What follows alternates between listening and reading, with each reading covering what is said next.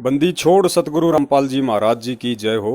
परमात्मा की सभी प्यारी आत्माओं को मुझ पवन दास का सत साहिब।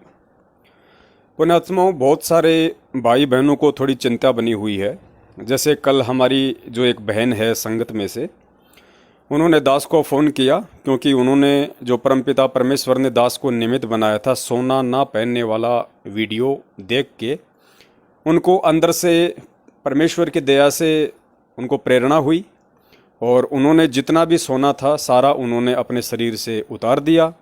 जितना उनके घर पे रखा हुआ था, जितना वो सेल कर सकती थी, उस बहन ने उस सोने को सेल किया। वो तकरीबन 92,000 रुपये का बिका और बहन ने दास को फ़ोन किया। तो दास ने, जैसा कि आप सभी ने कल वीडियो में सुना होगा, दास ने पहले बहन को मना किया कि बहन आप हमें पैसा ना भेजिए, आप हमें केवल अपनी सेवा लिखवा दीजिए। लेकिन किसी भी कारण से बहन उस पैसे को अपने घर पे अपने अकाउंट में रखने में समर्थ नहीं थी।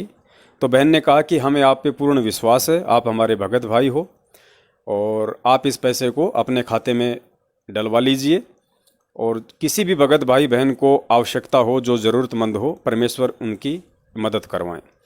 तो दास ने उनको कजोड़ भगत जी का नंबर भेज दिया और कजोड़ भगत जी से बाद में उनकी बातचीत हुई होगी। हो सकता है बहन ने भेज दिया होगा, नहीं तो आगे भेज देगी। तो इस बात को लेके बहुत सारे भगत भाई बहन संगत में से कुछ चिंतित दिखाई दिए, जो कि सत्सेवक हैं, जो कि सच्चाई के राह पे चल रहे हैं। चिंता उनकी भी जायज़ है कि भगत जी, हो सकता है इस तरीके से सतलोक आश्रम मैनेजमेंट हरियाणा वालों की भी कोई चाल हो सकती है। वो लोग भी इस तरीके से बाद में आपको परेशान कर सकते हैं, पैसा वापस लेने के लिए अन्य किसी प्रकार के झूठे इल्ज़ाम लगा सकते हैं, हम सत्सेवकों को बदनाम कर सकते हैं। ठीक है, ये पक्ष था उन भगत भाई बहनों का जिन्होंने दास को कॉल भी किया, कुछ ने अपने मैसेज भी डाले।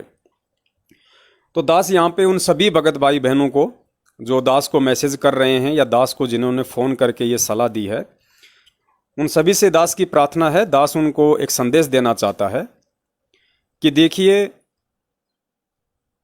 दास ने जिस बहन को कजोड़ भगत जी का खाता नंबर दिया है, मैं उस बहन को जानता भी नहीं, पर्सनली मैं कभी उससे मिला भी नहीं।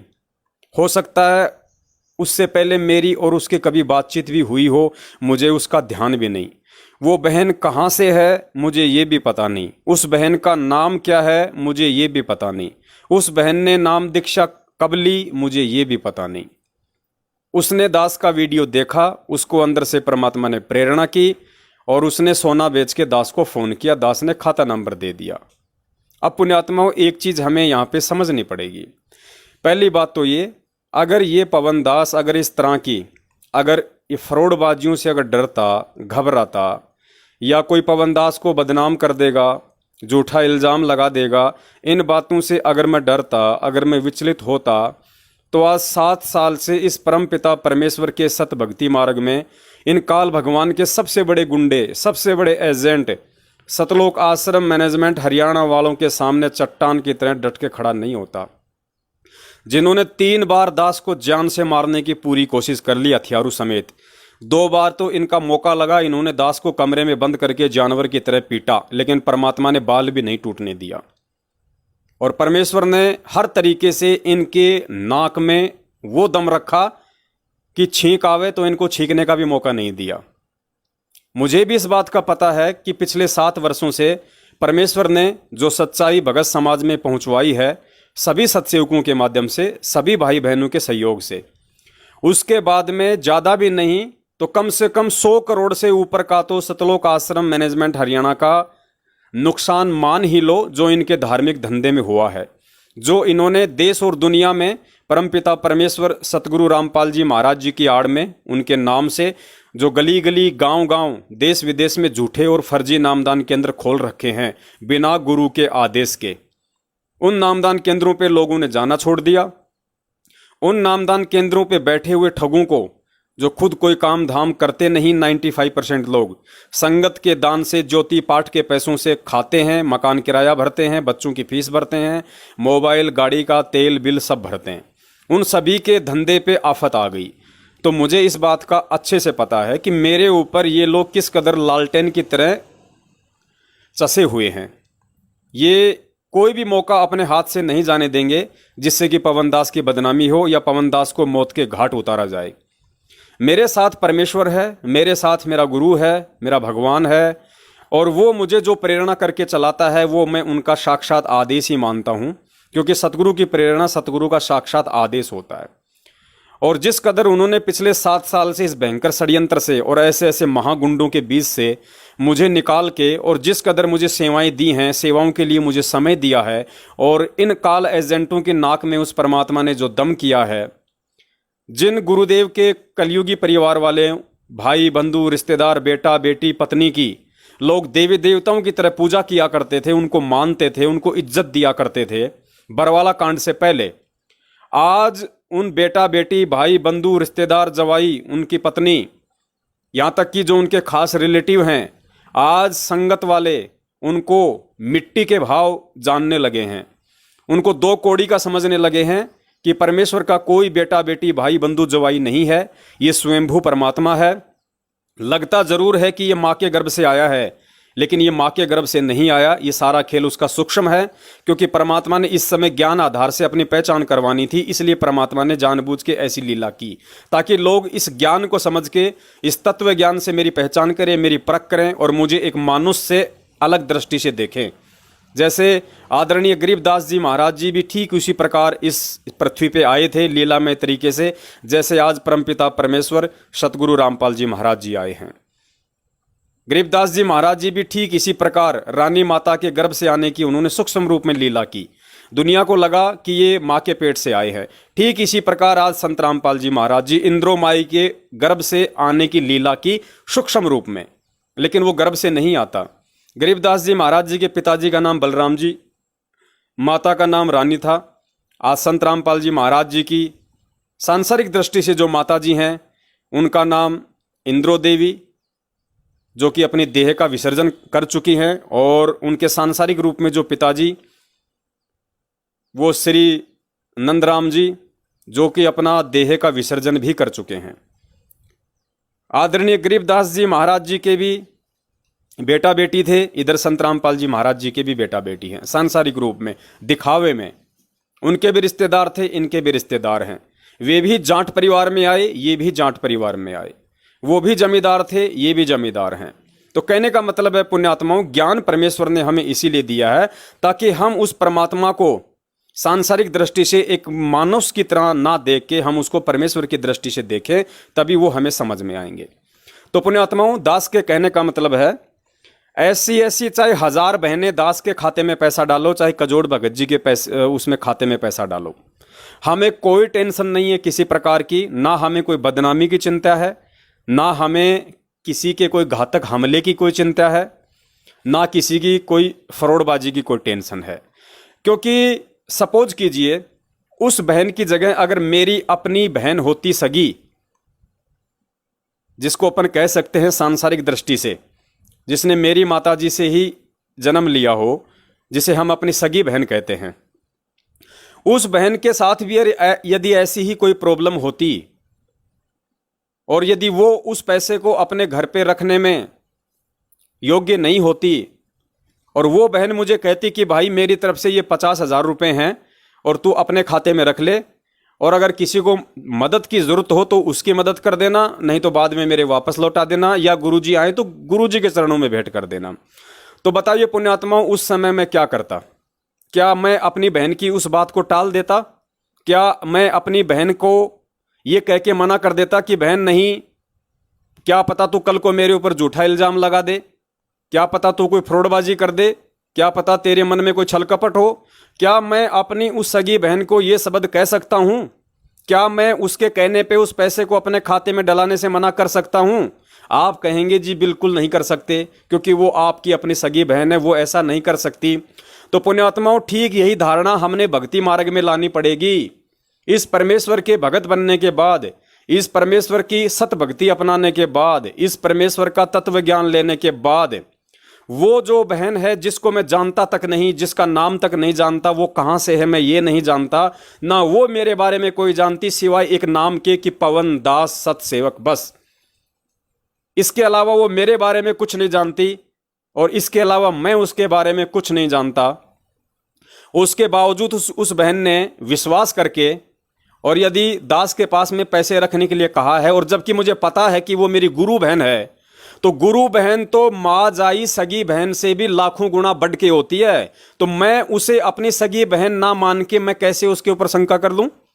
मैं कैसे उसके ऊपर शंका कर लूं? क्या उस बहन के ऊपर शंका करके मैं अपने गुरु पे शंका नहीं कर रहा? क्या मैं अपने गुरु की नजरों में नहीं गिर रहा? क्या मैं ये दोगलापन व्यवहार यहां पे जाहिर नहीं कर रहा?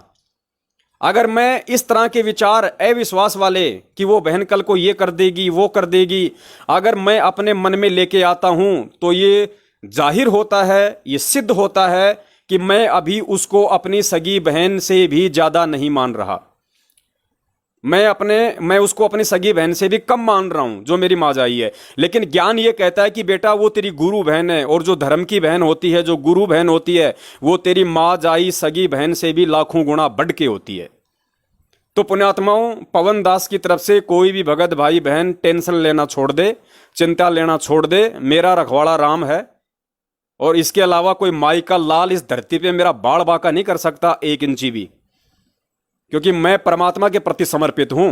मेरी निंदा उस परमात्मा की निंदा, मेरी बड़ाई उस परमात्मा की बड़ाई, मेरी पिटाई उस परमात्मा की पिटाई, मेरे प्रति शंका उस परमात्मा की शंका, क्योंकि मैं सत भक्ति कर रहा हूं और परमेश्वर के प्रत्येक वचन पे अटल और विश्वासी होकर चल रहा हूं। और परमेश्वर कहते हैं, मम संत मुझे ही जान मेरा ही स्वरूपम। अगर कोई संत हो तो, अगर कोई भगत हो तो किसी भी भाई बहन को इस तरह की टेंशन लेने की आवश्यकता नहीं है। दूसरे भगत भाई की ये भी सलाह थी कि भगत जी, आपने जो पैसा डलवाया है जो कजोड़ भगत जी के खाते में, वो पैसा आप जी उनके खाते में ना डलवा के आप जी 2-4 भगत भाई मिलके कोई एक अपना कॉमन अकाउंट खुलवा लो। यानी 3-4 भगत भाई मिलके और एक सामूहिक खाता खुलवा लो, ताकि सबकी देख रेख में रहे।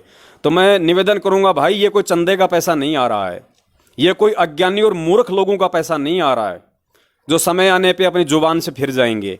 ये परमेश्वर के बच्चों का दान है।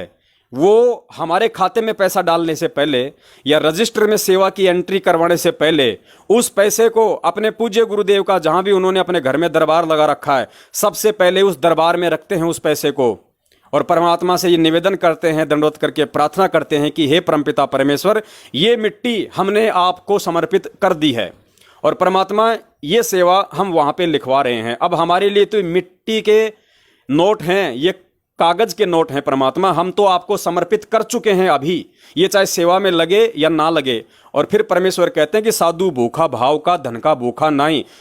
इतना संकल्प करते ही भले वो कागज के नोट आपके घर में रखें, लेकिन आपका दान आपके गुरु के चरणों में पहुंच गया अगर आपने संकल्प कर लिया तो 4-5 भक्तों का सामूहिक अकाउंट खुलवाने की हमें कोई आवश्यकता नहीं है, क्योंकि मैं यदि कजोड़ भगत जी पे शक करूं या कजोड़ भगत जी मुझ पे शक करें, या मैं मधु बहन पे शक करूं या मधु बहन मुझ पे शक करे, तो धिक्कार है फिर हमारा ये भक्ति करने का, धिक्कार है फिर हमारा भगत होने का, हमारी ये सेवा करने का। और 4 भक्तों का अगर हमने अकाउंट खुलवा लिया, कल को उनमें से यदि एक भगत यदि काल प्रेरित हो गया, किसी कारण से मैनेजमेंट ने उसको तोड़ लिया, अपनी तरफ मिला लिया, और यदि वो खाता हम चारों ने मिलकर खुलवा रखा और उस खाते में यदि 20 लाख रुपए हैं, तो कल को तो वो पैसा हमारा निकल ही नहीं पाएगा, क्योंकि काल ने एक भगत को अपने झांसे में फंसा लिया, वो तो मैनेजमेंट की तरफ वो चला गया। या और किसी बात को लेके यदि उसके अंदर मनमुटाव हो गया और वो यदि वहां जाके साइन नहीं करेगा, तो फिर वो पैसा तो सारा भक्तों का यूजलेस जाएगा, वो तो जिंदगी में कभी निकल ही नहीं पाएगा। तो भगत जी, दास केवल उस हिसाब से चलेगा जिस हिसाब से इस तुच्छ बुद्धि पवन दास को सतगुरुदेव जी चलाएंगे। उसके अलावा चाहे सभी दास से चाहे दूर हो जाओ, चाहे सभी दास के दुश्मन बन जाओ, चाहे सभी दास के बैरी हो जाओ, ये मार्ग परमात्मा का उस समय भी चल रहा था जिस समय ये मैनेजमेंट नहीं था, और ये मार्ग उस परमात्मा का उस समय भी चल रहा था और चल भी रहा है जिस समय ये मैनेजमेंट काल का दूत हो गया। ये मार्ग परमात्मा का उस समय भी चल रहा था जिस समय संजय सच्चाई के साथ था, और ये मार्ग परमात्मा का आज भी चल रहा है जिस समय वो गुरुद्रोही हो गया। ये मार्ग परमात्मा का उस समय भी चल रहा था जिस समय मुझ पवन दास के साथ में रामचंद्र और ये करण दास जैसे कुछ लोग सत्सेवकों का झूठा नाटक करके आए थे जुड़ने के लिए, और ये मार्ग आज भी उसी तरीके से चल रहा है जब वो लोग यहां से वापस मनमुखी होकर निकल गए। ये मार्ग परमात्मा का उस समय भी चलेगा जब ये पवन दास आज उसकी सेवा में लगा हुआ है। ये मार्ग उस समय भी परमात्मा का निर्बाध रूप से चलेगा जब ये पवन दास भी किसी कारण से अगर हट गया तो। ये मार्ग परमात्मा का बिना कजोड़ दास के भी चलेगा, ये मार्ग परमात्मा का बिना मधु बहन के भी चलेगा। लेकिन हमारी सेवा का फायदा केवल इतना है कि हम अपने कर्म बना सकते हैं, कि परमेश्वर ने हमें मौका दिया है विश्वासी बनने का, सेवा करने का। हम अपने कर्म बना रहे हैं इस बहाने। और हम किसी भी भाई बहन पे अगर मैनेजमेंट वाला भी अगर छल कपट करके अगर हमारे खाते में पैसे डालने की कोशिश करता है तो पहली बात तो परमात्मा ऐसा होने नहीं देंगे। क्योंकि आप चाहे कितनी नौटंकी कर लो, चाहे कितने ही नाटकबाज बन जाओ, आप कितने ही रोते हुए दास को फोन करो, अगर परमात्मा अंदर से प्रेरणा करेगा तो ही आपकी सेवा होगी, तो ही आपकी बात मानी जाएगी। अन्यथा ये निष्पक्ष होकर चलने का मार्ग है। इस मार्ग में जिसने पक्षपात किया वो गधे की योनि में जाएगा। तो दास को परमात्मा उसके बात करते करते ही ऑटोमेटिक ये प्रेरणा कर देगा कि बेटा इसके दुख भरे आंसू हैं या इसके ये मगरमच्छ वाले आंसू हैं। ऑन द स्पॉट दास उसको मना कर देगा, चाहे कोई जी हो। फिर भी यदि किसी ने ऐसा छल कपट किया तो हमारे ऊपर उसका कोई असर नहीं होगा। कल को ये यदि वो बोलेगा कि भगत जी मेरे 1 लाख रुपए मुझे वापस दे दो, बिल्कुल, भले उसका पैसा सेवा में लग चुका हो, फिर भी उसको 1 लाख रुपए परमात्मा वापस दिलवा देंगे। क्योंकि जब किसी और को जरूरत थी तो उसने दे दिए। आज अगर वो अपने मन में दोष पैदा करके अपने पैसे वापस रख रहा है तो हमारी नजर में आज उसको पैसे की जरूरत है, तो हम उसको 1 लाख रुपया तुरंत निकाल के देंगे वहां पे, तुरंत, जो हमारे पास में होगा भगत भाई बहनों का। क्योंकि ये सत का मार्ग है। फिर अपने कर्म वो भोगेगा, अपने कर्म वो भोगेगा, उसका फिर हमें कोई दोष नहीं है। क्योंकि देखने वाला सतगुरु है, अंतर्यामी परमात्मा है, जिसका कैमरा ना गुफा में कभी अंधा होता, ना रात के अंधेरे में कभी अंधा होता, वो हमेशा विजिबल होता है। वो गुफा में भी देख लेता है, जहां इंसान की सोच नहीं पहुंचती वहां भी उस परमात्मा का कैमरा पहुंच जाता है। वो अंतर्यामी है, 24 घंटे उसका कैमरा चलता है, उसकी लाइट कभी नहीं जाती है, उसको इन्वर्टर की जरूरत नहीं पड़ती है। वो सबके कर्म देख रहा है, वो सबके कर्मों से परिचित है। और जो व्यक्ति सत्कर्मी है उसके साथ वो 24 घंटे साईं की तरह रहेगा, जैसे दास के साथ में है, जैसे सच्चे सत्सेवकों के साथ में है। तो किसी भी भाई बहन को घबराने की जरूरत नहीं है। और आने वाले समय में तो दास आपको थोड़ा सा आपको हिंट दे देता है। परमेश्वर दास को ऐसी भी प्रेरणा कर रहे हैं कि हमारी कुछ माता बहनें ऐसी हैं जो बहुत ज़्यादा मतलब वृद्ध हैं, जो शहरों में रहती हैं, उनके बच्चे विदेशों में रहते हैं, माता पिता की बिल्कुल भी देखभाल नहीं करते हैं। उस बहन ने नाम ले लिया, बेटा बेटी उसकी देख रेख नहीं करते, बहू उसको ताने मारती है। दास के पास में ऐसी बहुत सारी बहनों के रोते हुए फोन आते हैं। वास्तव में वो असमर्थ हैं, असहाय हैं, वो खुद कुछ काम धाम भी नहीं कर सकती, उनको अलग थलग बेटा बहू ने डाल रखा है और वो भगत हैं। तो परमेश्वर आने वाले समय में हमारी उन माता बहनों के लिए भी एक ऐसा कोई आश्रम छोटा सा परमात्मा खुलवाएंगे एक जगह। जब परमात्मा दास पे दया करेंगे, दास अपने पुरुषार्थ से, दास अपनी कमाई से 2 या 4-5 लाख रुपए का दास के ऊपर जो भगत भाई बहनों का एक कर्जा है, और मंद बुद्धि में वो भगत भाई बहन दास को बेवजह जो परेशान करते हैं, इसलिए दास थोड़ा सा अपने हिसाब से अभी रह रहा है, भगत समाज के सामने नहीं आ रहा। जैसे ही परमेश्वर दया करेंगे, साल 6 महीने में यदि वो पैसा मैं उनका उतार पाया अपनी मेहनत करके, उसके बाद दास सार्वजनिक रूप से परमेश्वर दया करेंगे, कहीं भी किसी भी भगत भाई बहन को परमात्मा निमित्त बना देंगे, उसके खेत में, उसकी जमीन पे, बीघा में 2 बीघा में एक छोटा सा हम एक झोपड़ी डालेंगे। ज़्यादा खर्चा नहीं करेंगे मैनेजमेंट वालों की तरह, हम लोहे की चदरें डाल लेंगे, अपना सिंपल तरीके से काम करेंगे। उन माता बहनों को वहाँ पे उनके बेटा बेटियों से बाकायदा एग्रीमेंट करवा के लिखवा के लेके आएंगे कि आज से तेरी कोई जिम्मेदारी नहीं है, अगर ये मर भी गई तो इसका दाह संस्कार हम लोग अपने हिसाब से करेंगे, तेरे को आने की भी जरूरत नहीं है, ना तेरे को सूचित किया जाएगा। तो उन माता बहनों को दास वहाँ पे लेके आएगा। और सेवा के लिए भी सत्सेवक भाई बहन होंगे, हमारी माता बहनें होंगी। अगर परमेश्वर ने दया की तो जैसी परमात्मा प्रेरणा कर रहे हैं, जब तक गुरुदेव नहीं आ जाते हैं, तो आने वाले समय में तो वो भी सिस्टम शुरू होगा। जबकि ये सिस्टम तो सतलोक आश्रम मैनेजमेंट हरियाणा ने शुरू कर देना चाहिए था, अब तक कर देना चाहिए था। क्योंकि सतलोक आश्रम बरवाला में भी काफ़ी ऐसे असहाय माता बहनें और वृद्ध वहीं पे परमानेंट रह के अपनी भक्ति करते थे, जिनको बाल बच्चों ने छोड़ रखा था। वो कहाँ जाएंगे उस परमात्मा के अलावा? दुनिया में कौन है उनका सहारा? और परमात्मा उनका सहारा बनने के लिए किसी न किसी को तो निमित्त बनाएगा, माध्यम बनाएगा। इन्होंने जो ये देश दुनिया में जो हजारों की संख्या में फर्जी नामदान केंद्र खोल दिए हैं, ये 20, 30, 40 इन्होंने बड़े बड़े आश्रम खोल दिए हैं लोगों को ठगने के लिए ज्योति पाठ के नाम पे। इन नालायकों को एक ऐसा आश्रम भी इनको बनाना चाहिए था, जबकि इनके पास तो संगत का ठगा हुआ करोड़ों अरबों खरबों में दान है। ये सेवा तो इनको आज से पहले ही शुरू कर देनी चाहिए थी, ताकि उन आत्माओं की जो है उन माता बहनों की आत्मा कितनी संतुष्ट होती, कितनी शांति में होती, बैठ के वो अपनी भक्ति करती, परमात्मा का लाख लाख वो धन्यवाद करती। लेकिन इन्होंने ऐसा नहीं किया, क्योंकि इनका मकसद तो इस परमात्मा के बाग को उजाड़ना है, इस परमात्मा के फलते फूलते इस बगीचे को तहस नहस करना है। तो ये नहीं करेंगे, वो परमेश्वर अपने सत्सेवकों के माध्यम से करवाएंगे। आने वाले समय में परमेश्वर दया करेंगे, भगत समाज की मदद से, परमेश्वर के आशीर्वाद से।